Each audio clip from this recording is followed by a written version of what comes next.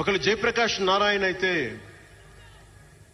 ఇంకొకళ్ళు లోకమాన్య బాలగంగాధర్ తిలక్, ఒకళ్ళు mother Teresa అయితే, ఇంకో వైపున భగత్ సింగ్.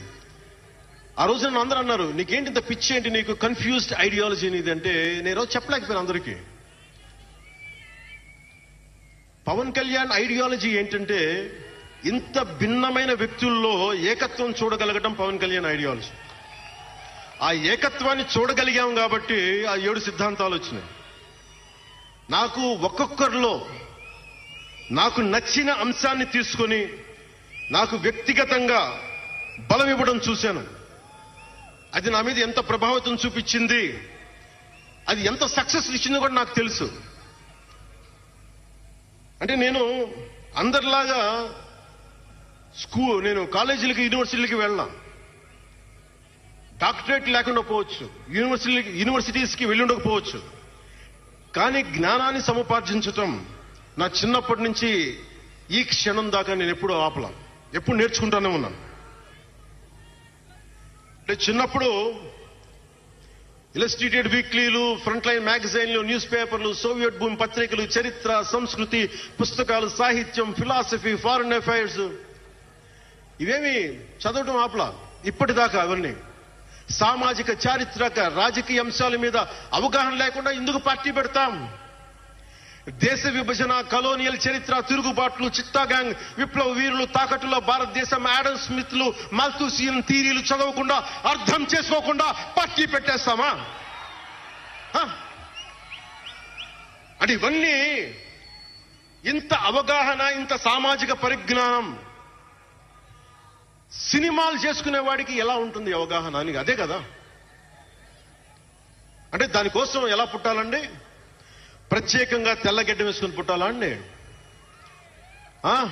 ఆకాశంలోకి చూస్తా తెల్లగడ్డం వేసుకొని సామాన్యుడికి అర్థం కాని లిటరరీ టర్మ్స్ తోటి మాటల్ని మాట్లాడాలా? పోనీ పార్టీ పెట్టాలి అంటే నాన్న ముఖ్యమంత్రి అయి ఉండాలా? మావయ్య కేంద్ర మంత్రి అయి ఉండాలా? బాబాయిని చంపించి ఉండాలా అని ఎక్కడ రాసిలేదు కదా. అంటే దశాబ్దం పాటు ఒంటరిగా పార్టీని మొయ్యాలి అంటే ఎన్ని తిట్లు, ఎన్ని అవమానాలు భరించాలి, ఎంత నలిగుండాలి, ఎంత జ్వలించుకుపోవాలి, ఎన్ని పోగొట్టుకోవాలి. వ్యక్తిగత జీవితం నుంచి నా ఆరోగ్యం దాకా అన్ని పోగొట్టుకుంటానే వచ్చాను. దానికి ఈ జయకేతనం నాకు ఆనందాన్ని ఇచ్చింది. ఎందుకు చెప్తున్నానంటే ఆరోగ్యం గురించి. నేను మార్షల్ ఆర్ట్స్ చేసేటప్పుడు 3 గ్రనైట్ రాళ్లు గుండెల మీద పెట్టుకొని పగలగొట్టించుకునేవాడిని. 3 9 ఏళ్ల పిల్లలు, 8 ఏళ్ల పిల్లలు, ముగ్గురిని ఒకళ్ళని ఇలా పట్టుకుని ఇంకొకటి భుజాల మీద కిక్కించుకుని గుడుంబ శంకర్లో మోసుకొచ్చినంత బలం ఉంది. చూడటానికి బక్కగానే ఉంటా, కానీ బలం అపారం ఉండేది. అలాంటి నేను ఈ రోజున నాకు రెండో కొడుకు నేను ఎత్తుకోలేను, పెద్ద కొడుకుని ఎలాగ ఎత్తుకోలేను అనుకోండి, అది వేరే విషయం. నా రెండో కొడుకుని చిన్నోడు 6-7 సంవత్సరాలు, వాడిని ఎత్తుకోలేను నేను, అంత బలహీన పడిపోయాను. కానీ బలం తెచ్చుకుంటాం మీ అందరి ఆశీస్సులతోటి, బద్దలు కొడతాం మళ్ళీ.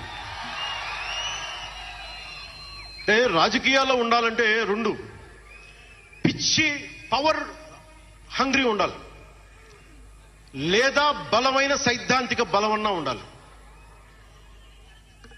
వ్యక్తిగా ఎదగాలి,